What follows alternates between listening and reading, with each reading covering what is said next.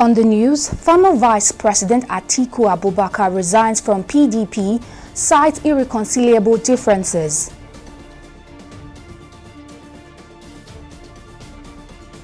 Turkish government raises alarm over terrorist group operating through Nigerian schools and hospitals. Death toll from Plateau attack rises above 30.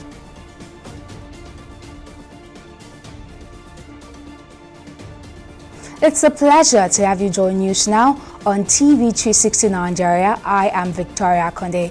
Kicking off with security matters, death toll from the attack on the Jebubinde village of Tahos district in Riyom local government area of Plateau State on Monday night has risen above 30 from the initial 20 that was recorded.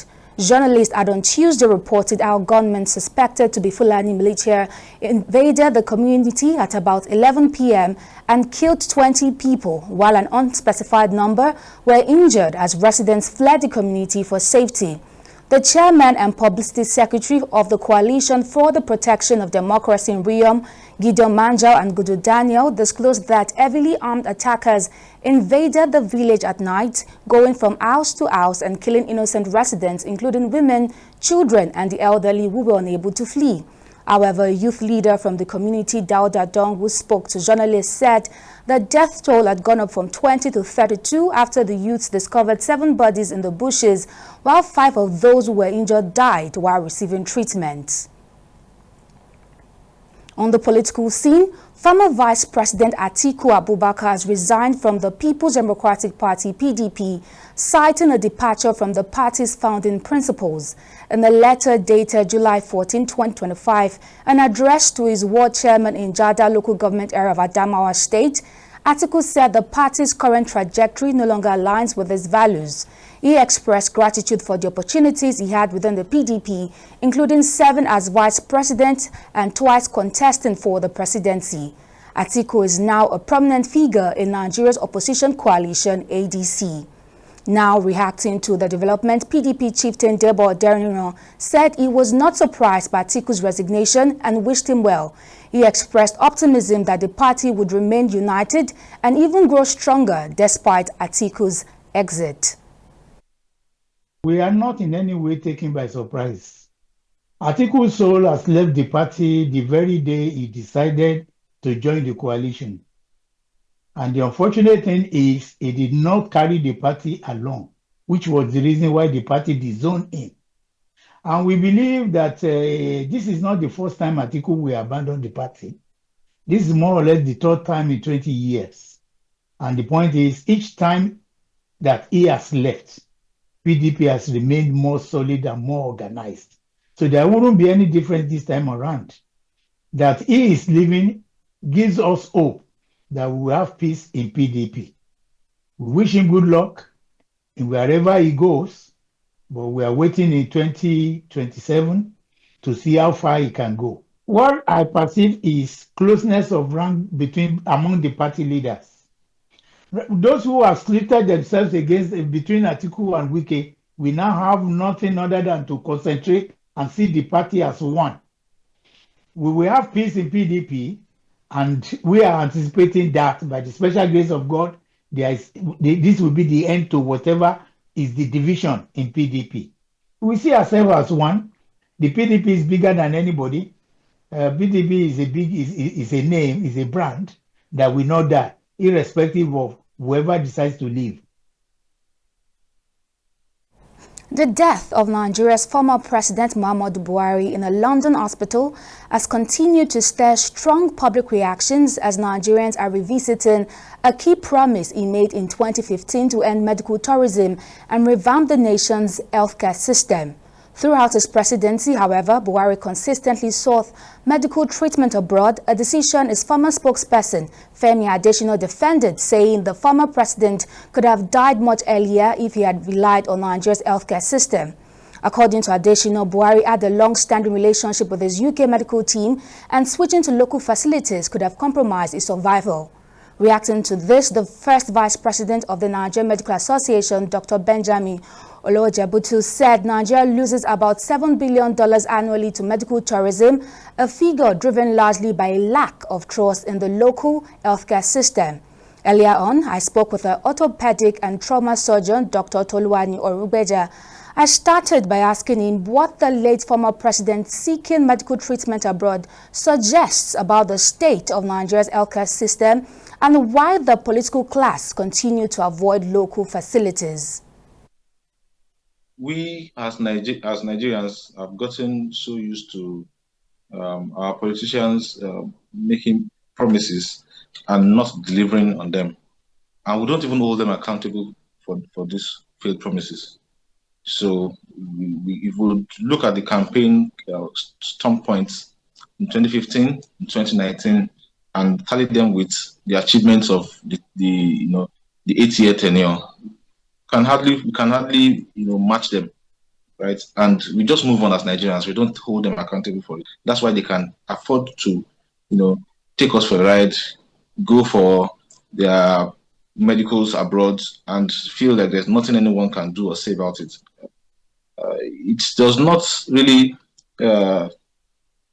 It's a gross lack of trust, right, on the healthcare system that we have in the country. When our leaders, always opt for medical tourism, it doesn't speak well of the country when they do that, right? We cannot say that we lack the expertise, right? We don't have to prove it. It is there. We have the best of hands, we have the best of brains. Our problems are lack of infrastructure, lack of the welfare packages to keep our hands and our brains in the country. So we have many brilliant and highly skilled specialists in Nigeria who have to seek, better welfare packages and greener pastures abroad. And so we're bleeding out, we're losing our hands and losing our brains to other countries. But right here, we still have the hands to handle any kind of, what is his diagnosis? I'm sure we have the hands to take care of him. So it doesn't speak, it's not a slap on the medical community. It's a slap on the presidency and our government. Right? It shows their lack of interest, their lack of commitment, and their lack of trust in what we have in-house. Okay, now the former presidential spokesperson Femi Adesina stated that President Buhari would have died a long time ago if he had received treatment in Nigeria. Now, some have interpreted this to mean that the necessary medical expertise was lacking locally, and then others believe that the choice to seek treatment abroad was influenced by the need for privacy. How would you respond to these perspectives? Okay. First of all, condolences to our former president, Muhammadu Buhari's family, right? Nigeria has lost an icon. That said, the statement from Mr. Femi Adesina was a very careless one. I don't think he thought it out carefully before making that statement. For a government who has held power for 8 years, to be able to utter such a statement that the president will have died a long time ago if he received care in Nigeria. That is a very careless statement, and that is me putting it mildly, right? So it's a slap on their face, like I said earlier, whichever way you look at it. So if we don't have the tools and the expertise to treat whatever ailment that he had, whose fault is that? Is it lack of brains? Are you saying that the doctors in Nigeria are so dull that they cannot learn? Are you saying that the doctors in Nigeria do not have the tools to work with? And whose fault would that be? Are you saying that we don't have the infrastructure to support the treatment of the diagnosis of late Mr. President? Then whose fault is that? So that's why I said it's a very careless statement. If he thought that carefully, he wouldn't have made that statement, right? And I think that at this point, we as Nigerians need to realize that this is a struggle that is not for the medical community alone. It's a struggle for the average Nigerian. We Nigerians have left this struggle to the doctors or the nurses But it's not a struggle for the doctors and the nurses alone. It's a struggle for the common Nigerian who would one day find themselves in that situation where they have to treat certain conditions. Would they, and if they cannot afford to go for medical tourism, are you saying that they are all going to die? That the average Nigerian has to die because we cannot afford to go to UK and London to receive health care? So really, that statement is a very careless statement. And the statement, if you're alluding it to lack of confidentiality, I think, again, that's another attempt to slap the medical community, which also does not stick. In other stories, the Federal High Court in Lagos has discharged former Ekiti State Governor Ayodele Fayose of charges bordering on money laundering and theft amounting to 6.9 billion naira.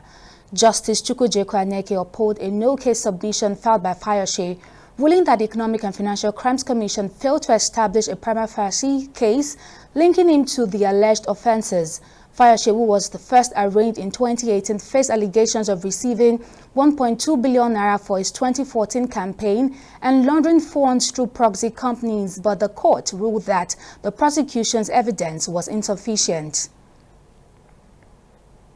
Now, the Turkish government has raised concerns over the continued operations of the Fethullah terrorist organization, FETÖ, in Nigeria, warning that the group poses a threat to national security. Turkish ambassador designate to Nigeria, Mehmet Poroy, issued the warning during a dinner in Abuja to mark Turkey's Democracy and National Unity Day, an annual event commemorating the July 15, 2016 failed coup allegedly orchestrated by FETÖ. According to the ambassador, the group disguises its activities under education, healthcare and humanitarian work and continues to operate in several countries, including Nigeria.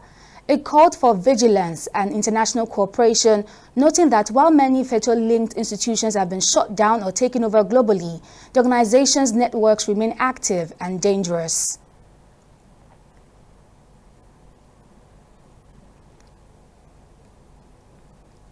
Now, a civil society group, Oduduwa Solidarity Network, has asked the federal government to suspend the chief executive officer of the Nigerian Midstream and Downstream Petroleum Regulatory Authority, Farouk Ahmed, over alleged $5 million fraud. Speaking at a press conference in Lagos on Wednesday, the convener of the group, Tunde Oshinawa, said an independent report on the allegations of abuse of office has allegedly indicted Ahmed of spending an estimated $5.5 million, equivalent of 8 billion naira at current exchange rates, on the elite foreign education of his children. Oshinawa said this expenditure, if left unaccounted for, strikes at the heart of Nigeria's anti-corruption battle, making a mockery of the laws and the suffering of ordinary citizens. It said the report arises from a growing crisis of confidence in the leadership of NMDPRA and, by extension, the integrity of public finance management in Nigeria.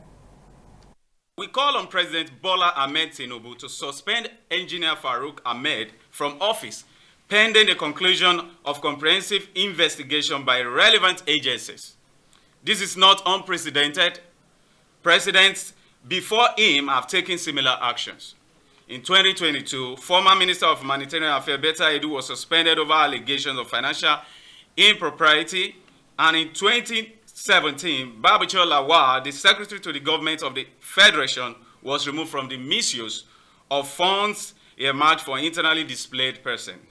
The principle was the same: public trust must not be eroded. Any infractions be established, we expect swift prosecution in line with Nigeria's anti-corruption laws, and no officials, no matter how highly placed, should be above the law. Let it be known that we approach this matter not with malice, but with fidelity to a country in search of rebirth. Our silence in the face of such glaring contradictions would amount to complicity. It's unfortunate that the crisis of confidence being created in the mind of the people by those who found themselves in power is not even being taken seriously by those who are supposed to really look deeply into this. It is disgraceful, it is shameful, it's unfortunate, and it is quite pathetic that we have a refinery, we have some refineries that we celebrated was working, and we called musicians and called dance hall people, But today they are telling us it's unworkable and they are going to sell it. And nobody is asking questions.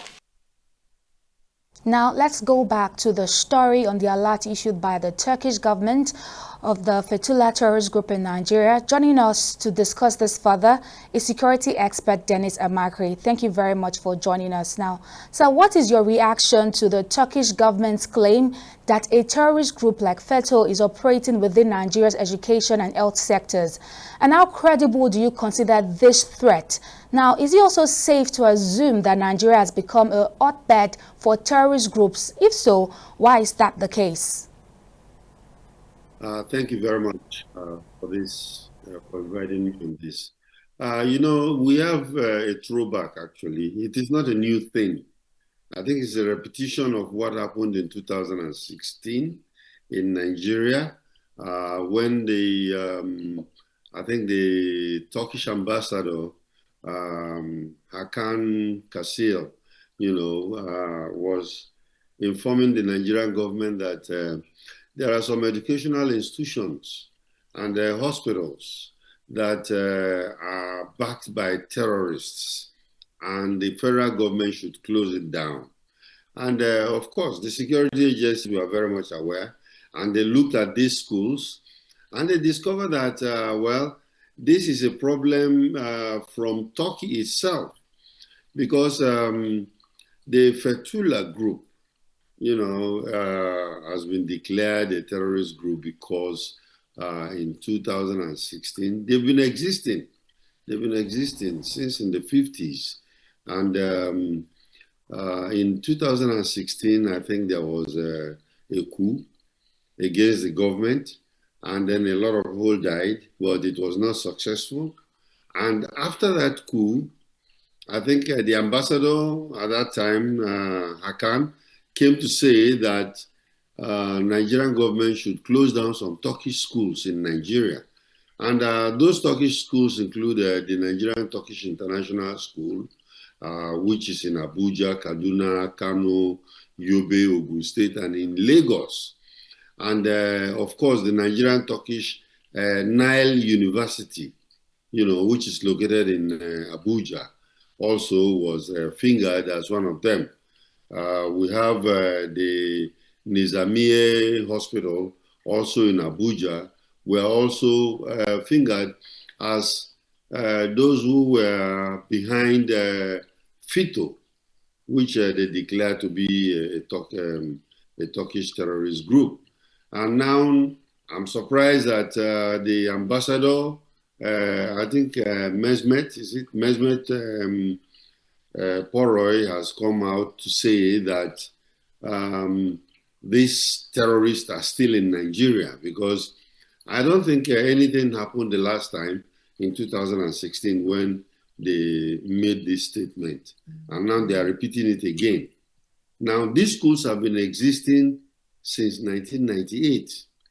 So I don't see, I'm sure the security agencies have looked at it, and I don't think there is any terrorist threat to it. Okay, now, very briefly, sir, what proactive steps should Nigerian authorities take to identify, monitor, and dismantle such networks before they pose a greater national security risk? Well, one thing is this, like I said, the security agencies are very much aware of it, and they are going to keep an eye on it. They'll continue keeping an eye on it. Since 1998 to present day, I don't think the security agencies have come up with any kind of terrorist activity going on. Remember that these schools are investments, where Nigerians have invested heavily, and of course, some Turkish nationals have also invested. So I think I'll leave it to the security agencies. If they feel that there is something going on, they will definitely find it and nip it in the bud. Security expert Dennis Amakri, it's always a pleasure having you share your insights on the news. Thank you very much for your time. Now it's time for a short break. Still to come on News Now, South African government on high alert over alleged coup plot. Stay with us for more details.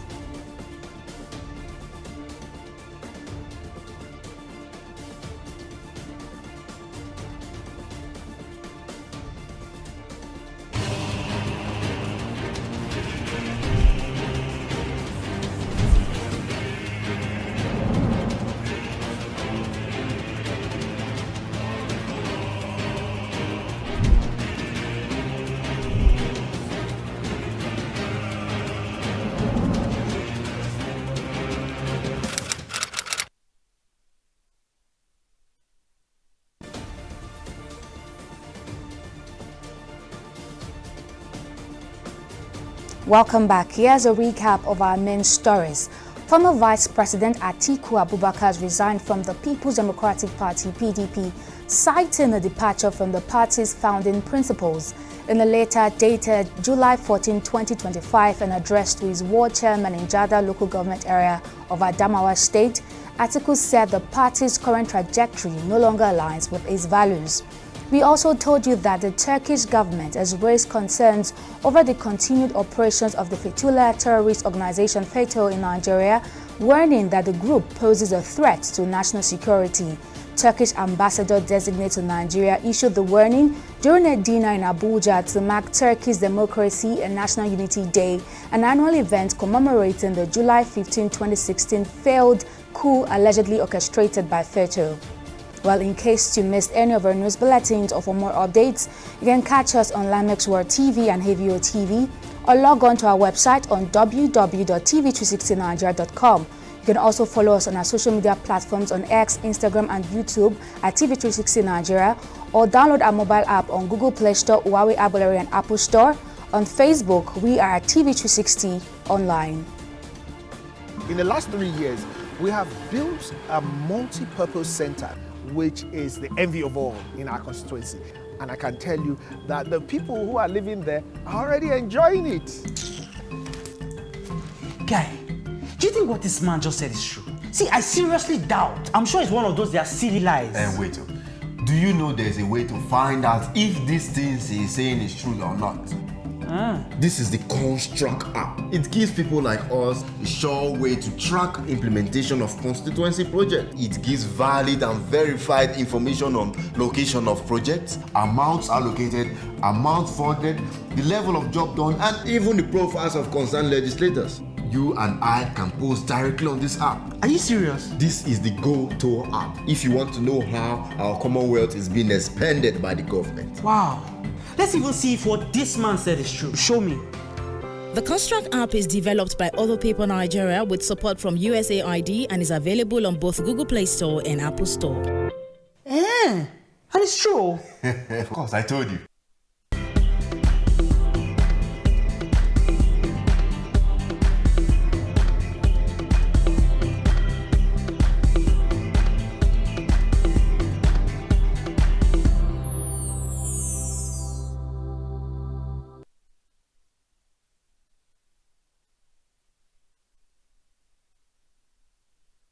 It's now time for business news, and Joy Uchejim is on standby. What's the latest, Joy? Thank you, Victoria, and welcome to Business News. Now, for the third straight month, Nigeria's headline inflation rate eased to 22.22% in June 2025, down from 22.97% recorded in May 2025. According to data released by the National Bureau of Statistics on Wednesday, it shows food inflation stood at 21.97% year-on-year in June, compared with 21.14% in the previous month.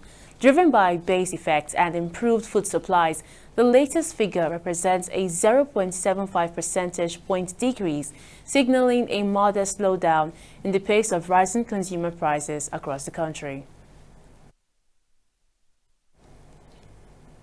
We'll now take a short break and return with stock market reports.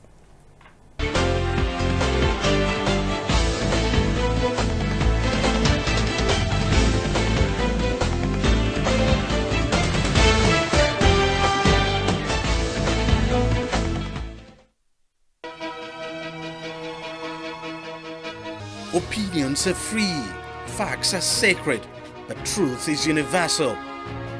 How, in practical terms, can we, for instance, de-escalate the tension? When you go into public office, you must be ready to answer to the people. We know where the enemy is. 3 places, the Lake Chad Basin, the border area between Nigeria and Cameroon, and then the Sambisa Forest. On Digi 360, we give you a complete dose of everything. Opinion, facts, and undiluted truth. I hardly believe what politicians say in this part of the world. A new Nigeria is possible, a future is possible. We delve into the issues, dissect it so that you can understand it, use it to take action. I don't think there's any need for any governor to look for grant for ranching. Digi 360, dissecting the issues. Welcome back. The Bulls are back in charge of the Nigerian exchange on this holiday-shortened week, keeping the momentum alive with another strong performance on Wednesday. The market gained 1.8% today, pushing the total market cap to a hefty 81.6 trillion naira. Nestle Nigeria led the park, soaring 10% to close at 1,015 naira per share. Unicel Interlinked also followed closely among the top gainers. Now, by the close of today's trading session, over 1.2 billion shares exchanged hands in 36,622 deals with a total market value of nearly 40 billion naira. Now, compared to Monday's session, today saw a 4% dip in trading volume, a 24% boost in turnover, and a 7% drop in the number of deals. A mixed bag, but still largely positive for investors. And on the global front, U.S. stock market took a turn south after Bloomberg reported that U.S. President Donald Trump might be planning to fire Federal Reserve Chair Jerome Powell. That news rattled investors and reversed earlier gains, although the U.S. Dow Jones managed to buck the negative trend and end in the bulls. Now, back home in the forex market, the naira showed some resilience, holding steady at 1,540 naira to the U.S. dollar, 2,150 naira to the pound, and 1,800 to the euro, despite broader economic challenges. And that wraps up your business and stock market updates. Victoria, it's up to you for the rest of the news. Thank you very much, Joy, for that update. Now, switching to the global scene, the South African government has been placed on high alert following intelligence reports suggesting a potential military coup plot. The minister in the presidency disclosed this while presenting a department's budget vote in Parliament, assuring lawmakers and the public that the situation is under control and that the country's security is not under immediate threat, despite the prevailing political tensions. The minister said steps have been taken to mitigate the risk and the government remains committed to safeguarding national stability and democratic institutions. Finally, on sports, Super Falcons captain Rasheedat Ajibade and defender Ashley Plumtree have been named in group stage best 11 at the ongoing 2024 Women's Africa Cup of Nations Cup WAFCON. The duo has played a key role in the Super Falcons' impressive start at the competition. The Nigerian team are built to face the Copper Queens of Zambia in the quarterfinals of the WAFCON 2024 finals on Friday, June 18. And that wraps up our bulletin on News Now. Many thanks for joining us. I'm Victoria Conde. See you next time.